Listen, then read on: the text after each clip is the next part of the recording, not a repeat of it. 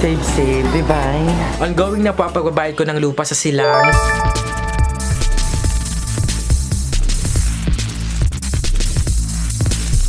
Hi mga nagbabanag! It's your mother na Akbalumaw and welcome back sa aking YouTube channel! So sa araw na ito, isang bonggang-bonggang celebration na naman. Dahil dumating na nga ang araw na itinakda. Yeah! Dahil ngayon itong tuwa na naman sa kabaklaan. Dahil nga nangyayari na. At patuloy na nangyayari ang Revenue na! Revenue na! Revenue na! Revenue na! Yes, tama po ang inyong pagkakarinig. Wala po kayong tutuloy sa inyong mga tenga.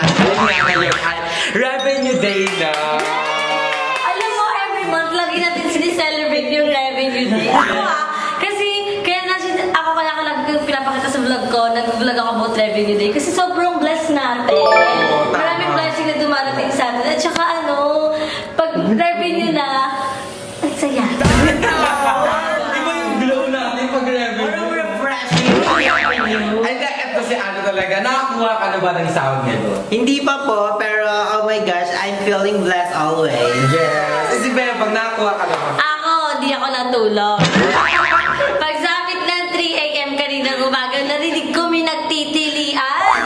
Ayun pala, may nag-email na. Yes. Dahil na, may nag-email na, alas 8 pala na sa nakanda ko ng website.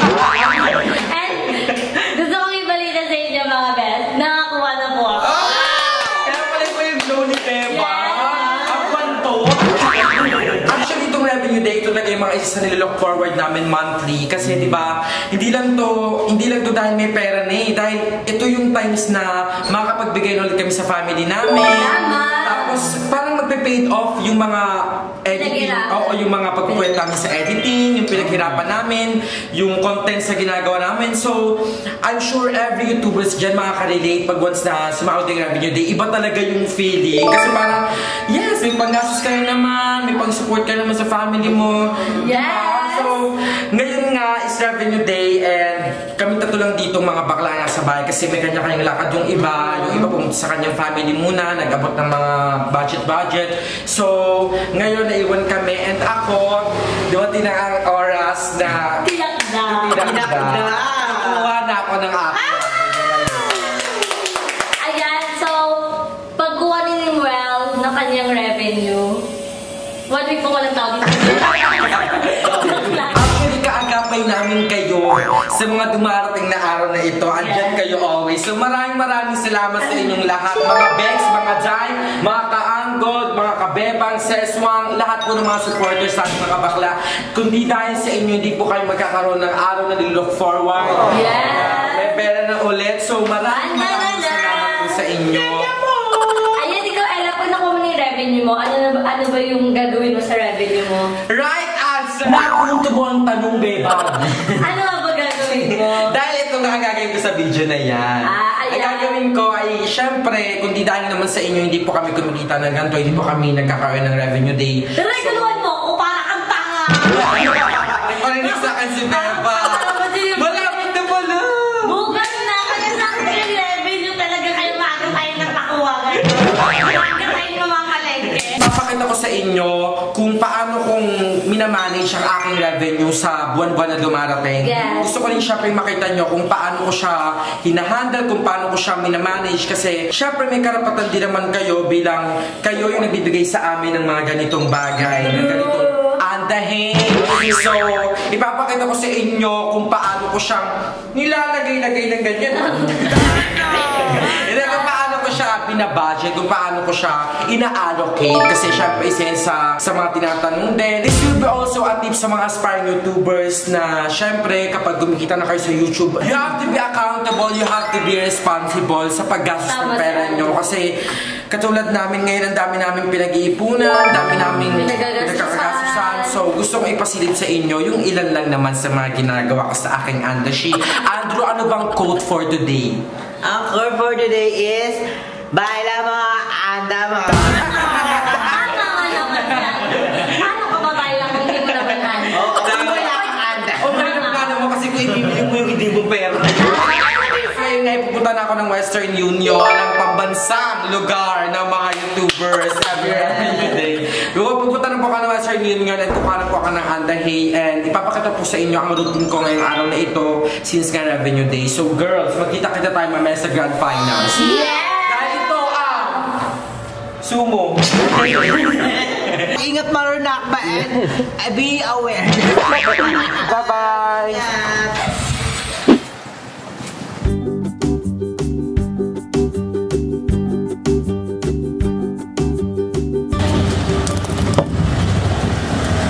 So ayun, tapos na po tayo kumuha ng anda. Ngayon naman diretso tayo ngayon sa SM para mag-deposit ng pera. Divine? Divine! So ayun mga nakubala kayo, andito na ako ngayon sa SM Sukat and ang ating next agenda ay magde-deposit nga tayo ng pera para save. Divine? So ang hirap pag ikaw lang talaga mag-isa. Kasi syempre yung mga bakla may kanya-kanya ring lakad ngayon, may kanya-kanyang pinuntahan na din at sikaso. No man is an island. So ayun na nga, tapos na tayo mag-deposit. Ngayon ang ating next agenda ay titignan ko kung bibili ako ng pasalubong kila mama. And nga pala, bibilihan pala natin si mama ng konting groceries para okay na ulit yung kanyang tindahan. So ayun mga nakbabanak, ang ating next agenda ay ngayon magpapadala na ako ng pera sa ating ini-invest ngayon na property kasi may inulugan na po akong property ngayon. So, siguro next time ko na lang siya ipapakita sa inyo. Pero, yon monthly, hinuhulugan ko na siya. And pinapadaan ko siya sa tita ko. And yung tita ko yung naghuhulog doon kasi amiga niya po yung may-ari noon. I mean, yung may connection doon. So, papadala muna tayo ngayon sa ating transfer money. And, ayan, babalitaan ko kayo later. A few moments later. Ayan, tapos na po tayo magpadala sa ating pinagpadalahan and yon, si tita na po yung bahala doon. So, sa mga nagtatanong po, ang hinulugan ko po ngayon ay lupa. Ikuwento ko mamaya pag-uwi, pero next agenda na po tayo ngayon ay uuwi ako ng Kaingin para magbigay ng budget kila mama at bumili ng kanilang groceries. Diba? So, ayan, ngayon naman is pupunta tayo sa grocery store, sa grocery shop para ipamili si mama ng konti lang para sa kanyang paninda. So, andito tayo ngayon sa tindahan ni Aling Puring. Ayan. Papasok na tayo doon at mamimili. Pero, siguro hindi ko na ma-videoan yung pamimili kasi bawal mag-video sa loob and at the same time, ang hirap mag-video pag marami kang bitbit. So, siguro magkita-kita na lang tayo sa bahay, ha? A few moments later.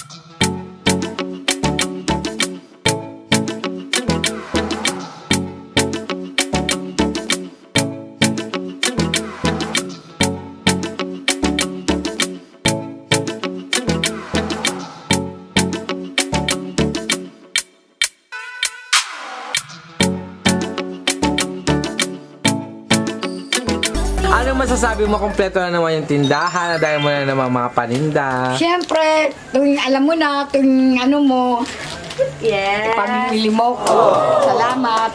Yes. Ma, anong masasabi mo sa kanila, ma? Sa mga nakbabana ko, sa mga sumusuporta sa akin? Maganda yung ginawa nyo. Maganda yung mga naisip nyo. Tulong-tulong kayo na nagkaisa kayo para tumulong dun sa mas nangangailangan. Yes. Bagong gupit to. Sino ka dyan? Nen, ni mama. Bagong gupit siya. Ay, parang Katniel. Katniel. Ba't nabungal si Katniel? Catherine, ano? Catherine Bungal. Ano si mama? Kit Kat. Ito po si ate. Galing ng work. Hi! Say hi ka, hi. Hi, nakbabanak! Say hi, nakbabanak! Hi, nakbabanak! Bahanak! Kamusta ka naman, te? Bigyan ko naman 1,000. So ayun mga nakbabanak, hindi ko na-explain masyado sa Cebuana kanina. Yung pinagdalhan ko po pala ng pera is yung panghulog ko sa lupa na hinulugan ko ngayon. Kasi kung matatandaan yung mga nakbabanak, yung vlog na naghanap ako ng lupa is ano ko na po yun, finarchase ko na po yun, and sa ngayon is patuloy ko siyang hinulugan. So maraming salamat sa inyo. And since lupa pa lang yun, as of now naghahanap pa rin po ako ng mga bahay na medyo mura, yung mga pasalupong bahay. So kung may alam po kayo na medyo mura, malilipatan or mga bahay na nirarentahan, yan or binebenta, pasalo, mga ganyan po, kindly comment down below po para makonsider ko rin po. And may help nyo rin po ako sa journey ko ng paghanap ng bagong bahay namin. Pero ongoing na po ang pagbabayad ko ng lupa sa Silang. Ayun po ay 300 square meters. So kasya po kami doong pampamilya. So ay mga nakbabanak ngayon. Nakakapagod tong araw na to. Ang dami kong pinuntahan. Ang dami nating naging errands. Tama pa, errands. Basta ang dami natin naging agenda pero, di ba, worth it kasi at least andun pa rin yung fulfillment na na-allocate ko naman yung sweldo ko sa YouTube ngayong buwan ng naayon sa gusto ko and at the same time, nakapag-ipon, nakapaghulog sa mga binabayaran. Yun lang naman yun. Sobrang nakaka-stress free ng mga ganung pangyayari. And ayan, gusto ko lang talaga magpasalamat first of all kay God. Syempre sa lahat ng blessings, sa lahat ng mga nag-views ng video ko. Diba? Ginagawa silang instrumento ni God para matulungan ako. And ayun din naman yung ginagawa ko. Sinishare ko lang din yung mga nangyayari sa buhay ko. Just for you guys na kahit pa paano ay mapangiti at mapasaya ko kayo. Maraming salamat sa inyo. And of course, sa family ko, ayan sa kanilang lahat na alam naman nilang ginagawa ko to para sa kanila. Ganun din yung nararamdaman ko na suporta. So maraming salamat sa mga family ko na always nandyan. Ayan. Maraming salamat sa inyo. And of course, sa lahat ng nakbabana ko na walang humpay na sumusuporta sa akin all the way, all throughout. And of course, kay Kuya Lloyd na I'm sure tuwang-tuwa siya ngayon sa mga nangyayari sa aming lahat. Sa mga achievements po na nako-conquer namin ngayon ng mga bayot.